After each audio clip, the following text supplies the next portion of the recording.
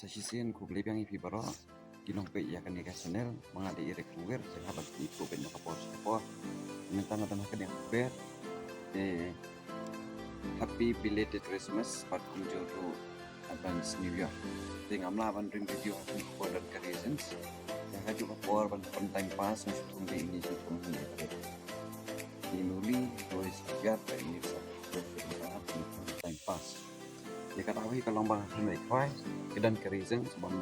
melakukan care dan akan dikata semua subscribe like but share di publish buat yang saya kenal yang part nafta ke next video but kejuntu jangan tolong baik pak namut keren ya ke topik sopan jom itu kristan kibangat